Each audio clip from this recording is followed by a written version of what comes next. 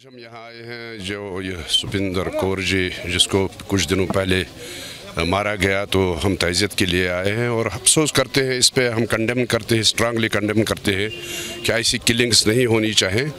और जो बेगुनाह लोगों को मारा जा रहा है, अभी पिछले ही हफ्ते 6-7 लोगों को मारा गया जो बेगुनाह हैं, तो हम इसका कंडेम करते हैं और उम्मीद ये करते हैं कि आइंदा सिलेक्टिव किलिंग्स यहाँ ना हो।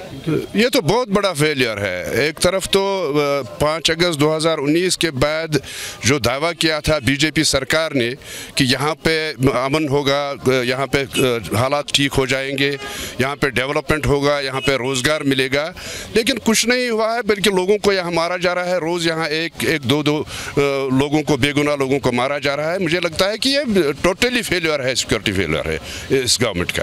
देखिए, कुदरती बात है कि डर तो है, उसमें कोई शक नहीं है। जो कम्युनिटीज़ यहाँ पे रह रही है हमारी, जो माइनॉरिटी में है, उनको डर तो है, क्योंकि ये मुझे लगता है 90 के बाद से ये आज जो हो रहा है ये बिल्कुल 90 की सूरत हाल इस वक्त है।